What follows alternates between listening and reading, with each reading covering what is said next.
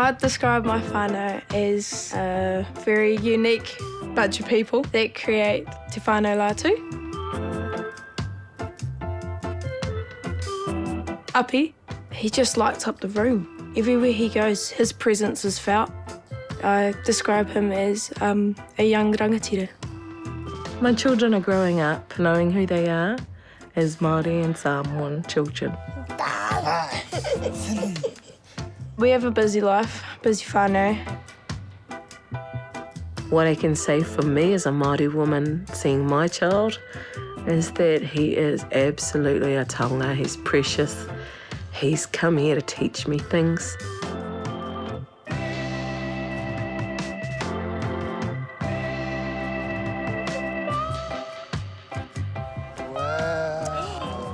The pakihis. Wow. Yeah. We have learnt a lot about Down syndrome through Api. He's cunning. Come on in. He's strategic. Like he's clever about what he wants and how he gets it. Yeah. But he does it so nicely that you kind of forgive him for the naughty things he does. Yeah, he's cool. Compared to some children born with heart problems and things like that, he had none.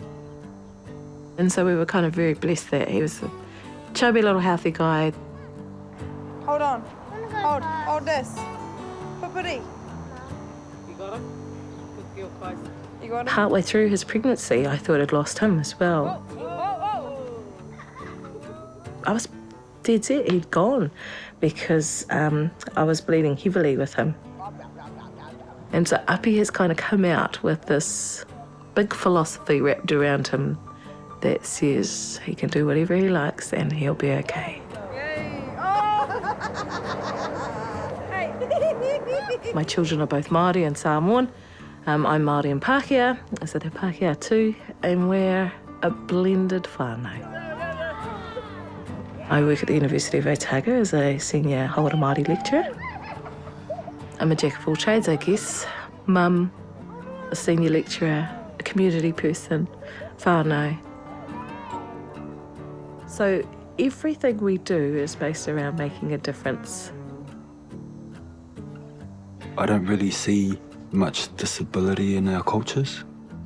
When we do, we get excited. Yeah, if we see another Down syndrome, it's like, oh, I'm We put over the top, we wave and carry on, we get excited. And then they all just look at us like... Who are you? And because Api's non-verbal, at 4 years of age, we meet other little kids who are telling you great stories, and Api's this chill guy. When he wants something, he'll let you know what he wants, but it may be in a flap or it may be in a sign language of some sort. And then as he's got older, he's been a little bit slower to do things. The first thing we noticed was that he wasn't walking like everybody else at the same age. At some point, he may or may not speak, but he will need to be able to find a way to make other people more comfortable with him. Yep. Step down by yourself. Good. Crazy one. Oh, be careful. That's a crazy one. This way. You're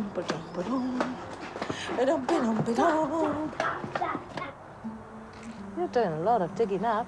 Wait for it. Beep, beep. Oh, great. Good scooping. He's just the best. I often say he's my favourite, and girls get jealous about the fact that I think he's my favourite. Hurry it up. Where's your toes? Where's up his toes? Yeah, I see it. Yay! I guess I've been flying that flag of Hawara Māori for so long. I got quite a fright when Api arrived and I was like, shucks, there's so much more work that needs to be done for people with diverse ability. I was having an elective caesarean. I knew the date he was coming. The midwife came over shortly after and she placed Api on my cheek and she said, Anna, I think Api might have Down syndrome. I said, oh, cool, how will we find out? And she said, you're the only person I know that would reply like that. 2 days later, the test results were back. And a student of mine who I taught in medicine came to my bedside and said, Anna, I'm really sorry, but it seems that Api does have Down syndrome. And I just looked at her and I was like, you're sorry? Like, what? You're not giving bad news to me right now. You're telling me the results of my tests that I want to know so that I can give my son the best opportunities in life. And so when I talk to my students about that now that I teach the experience of Api's birth in medicine, they say, well, what could she have said differently? How about if she'd come to my bedside and said, the results have come back and Api has T21. How are you feeling about that, Anna? If she'd simply asked me how I felt, I would have said, well, I feel great, he's stunning and he's beautiful, and last night we had lots of cuddles and he's just delicious. But I do have some questions about his health. What's that going to look like? Where's your hands gone? No. I've learnt that there is a lot more advocacy required. And I've been really privileged to be part of a network that is looking at the guidelines for doctors when they're presented with whānau who may have a child with Down syndrome. And that's right from birth through to adulthood. What are the things we need to think of and consider, not just for the practitioner, but for the whānau involved as well?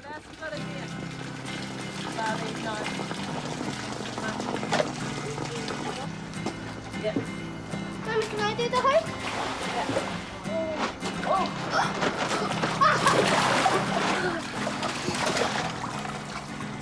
Kyra is very active and very, very talkative. Can I have the hug? That's not the baby hug. She might get that from me, I'm not sure. Dad, yeah, I got you. But she's very imaginative, likes to play and very caring, a very caring person.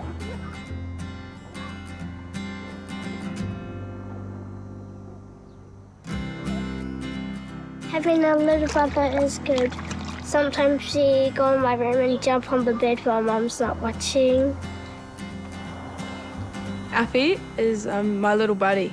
We go everywhere together, but sometimes he's very sassy to me, towards me. Yay! Api's very determined when he plays. Are you going to go on that slide again? Oh. He brings so much mātauranga knowledge, Try that. learning, care, and for Api in particular, being our Potiki, that means a lot as well to our whānau.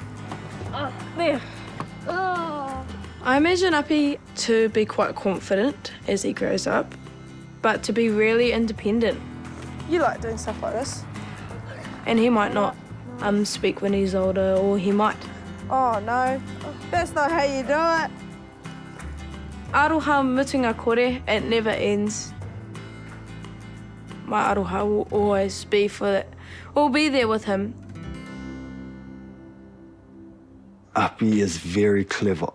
He knows what he's doing, knows what he wants.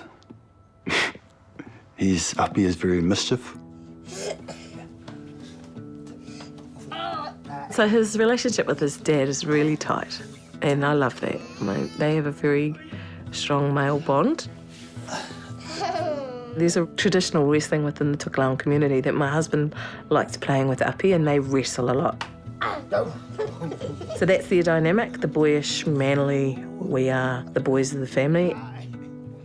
Ours is special, unique, our bond, me and Api. When he first started walking, he was just walking real slowly, unstable.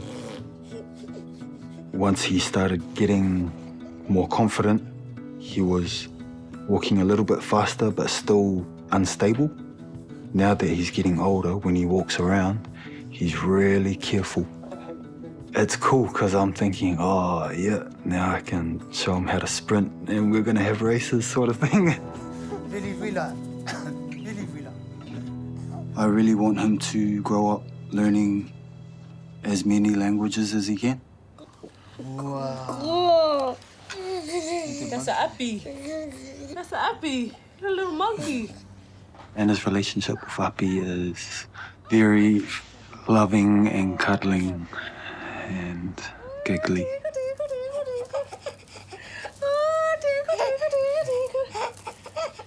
And the way he looks at her when he's cuddling her, that's cool.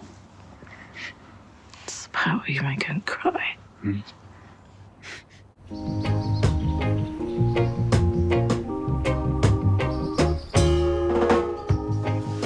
morning, it's sunshine. Morning, Api. He is a morning person, very much so. Have some breakfast? Yes?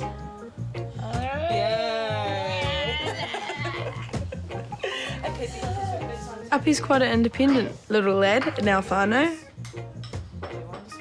I try to teach Api just little manners, things like that. Thanks, Sam. Good work. He might make a huge mess of his cereal or a huge mess of his juice, but at least he's getting that experience. He already thinks he's 21. Well, most mornings pretty chaotic, to be honest. That's because we sleep in. Yeah, that's because sometimes we'll accidentally sleep through the alarm. Let's see if we can see how handsome you are.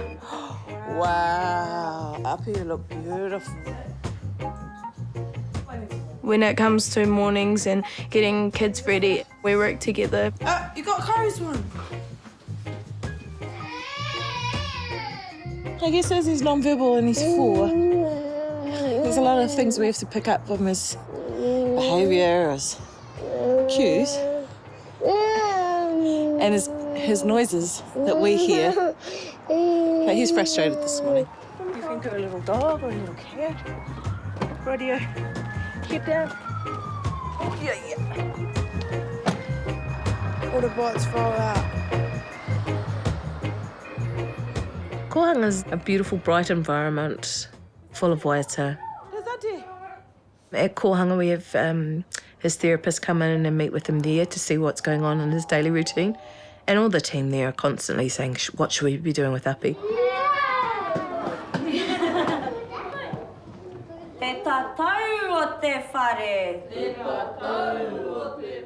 It was hugely important that my children got there because I wasn't raised in my language the same way.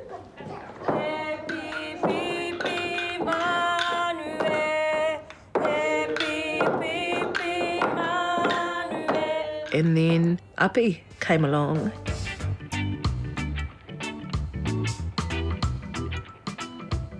And I think Kohanga was a little bit apprehensive. So my question to them was, how did you change Kyra's bum?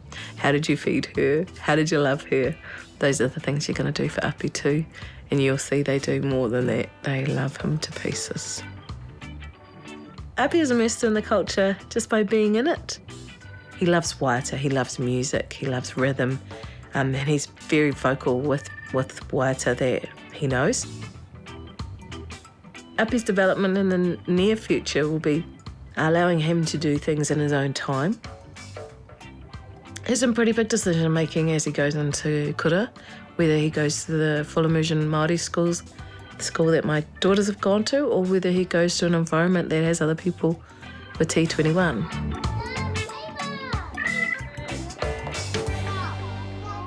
He's at an age, he's 4, where typical children tend to go on to school. But Api doesn't have to, and legally he doesn't have to. So potentially he could stay on a little bit longer at Kohanga, or we could look at sending him to kura. And I've really fought hard for my children to have a kura kaupapa as their education. So I almost automatically think that Api should do the same as them. What I've realised is that Api doesn't have to do the same as anyone. Api has to do what's right for him. He'll still have the reo even if he didn't go down that pathway.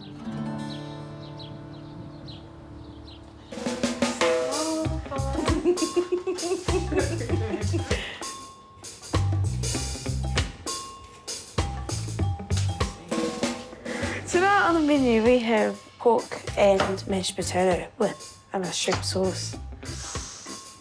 Api's diet, Well, his nickname is Bread Boy, he loves bread. so that's a giveaway on what his diet consists of.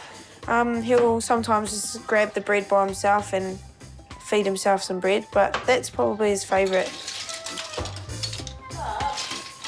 He's pretty chilled now. He normally comes home, watches a bit of TV while we do dinner. Routine helps, clearly, with all things. Culturally, kai plays a huge part within our whānau. It's a thing that brings us together, I guess, every night.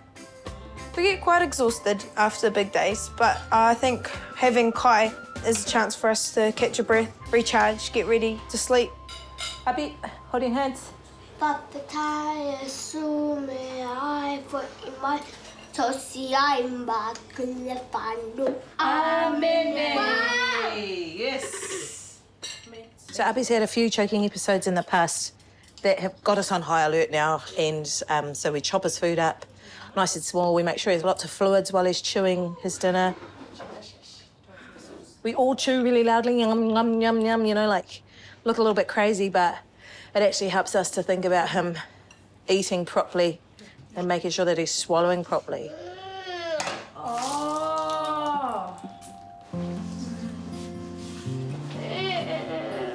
All right, Abby, good night. Good night, George. Remember kiss? Oh, my dear. Oh, not tonight. Go sleep.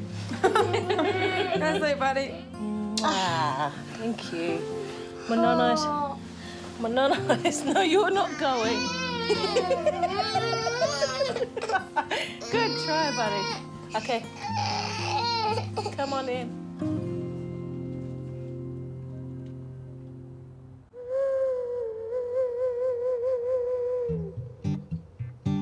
Poi are a ball on the end of a string, according to the dictionary. You know, many things have been lost in our country, but poi didn't die. They brighten up people's lives. They give people a connection to culture. Avi has to hold things, and at the moment he likes to hold two things, but he carries poi around a lot. Poi itself is taonga. You could say it's a toy, it's an instrument because it makes sound. For me, I use it as an extension of myself through my Māori culture. Potiki Poi is the largest poi manufacturing company in the world. So I started Potiki Poi when I was 12, or just after Api was born, and it has grown 4 years later into what it is now. It is a whānau pakihi, family business, but it has three main values: tino rangatiratanga, diverse abilities, and being as eco-friendly as we can. Potiki means youngest child. Api is our youngest child, so we named our business Potiki Poi to embrace him and uplift him throughout our business. Overall, we set up Potiki Poi for Api, and for his pathway when he grows up, he has a business that he can pay himself living wage and grow up, you know, having something for himself, but no doubt he'll want to be like a builder or something else. I don't know how many poi we're making today, but we are preparing for Te Matatini, which is the biggest cultural festival in the world for Ngai Māori and Kapahaka. So I guess we're trying to make as many as we can to revitalise and share our taonga. Every whānau member has a part to play in Potiki Poi, as it is a whānau business. I'm more so the front person. I still make poi and do everything. And then we have Mum, who is really great at all of the admin and getting things ready. Api's role in Potiki Poi is to get there, have a good play, and lift up the room. He walks in with all of his might and just hugs everybody. That's something he likes to do, is give everybody a kiss and cuddle if he's in a good mood. Nana is probably Api's bestest friend, to be honest. I think their bond is unmatched by anyone else. But she is the head of making poi when we're out of town or Mum's at mahi, I'm at school. Mum's relationship with Api is quite close, like very close. I think out of all the grandkids, I think she's pretty tight with Api. I think it's due to being there when he was a baby. Mum was the #1 carer for Api while we were working.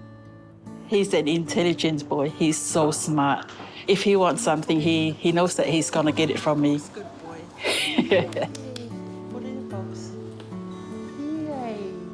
I Api's quite unique with his poi skills. He's created a lot of new moves, I reckon. He's used poi to, showcase what he can do and showcase who he is. I think there is benefits of people with Down syndrome using poi to have fun. That's the best part of it, is that Api can put on his music after school and just have fun with poi. And he creates different moves every single time he picks up a poi. That to me shows that he's learning and he's expanding. When he uses his poi, he is using his brain and he is trying to figure out how to do different moves. So that might be pūririhua butterfly, which is quite advanced, but for some reason this kid has it in the bag some days. Yeah, he's next level. I think you'd call him poi tohunga. It's like he's just been around poi and knows that that's what you do with poi and watches everybody using poi. My job as an academic in the medical world has given me the confidence to demand what my child's rights are. We really don't know where he'll be in the next 14, 20 years. I guess that's up to him and what he decides to do. He will always have Potiki Poi there to support him. I don't think I could ask for even better taonga to leave my brother as he grows older. We talk about Api being the CEO of Potiki Poi someday, and I don't think he'd want to be, frankly. I think he's going to want to create his own pathway and do what he feels. But I know that he'll always have a love for poi, and that's just because they're part of who he is. The kids are all going to be sports representatives. We're going to live in a big mansion, so Api can bring all his homies with the extra chromies. Oh, I'd love to adopt another one. I want to grow old so I can see him get married one day. I want him to be fulfilled in life however he wants to. I think that it's made me realise how many people are afraid of what they don't know. And once they know, they get over it. Proud of him, very proud of him. Love him heaps.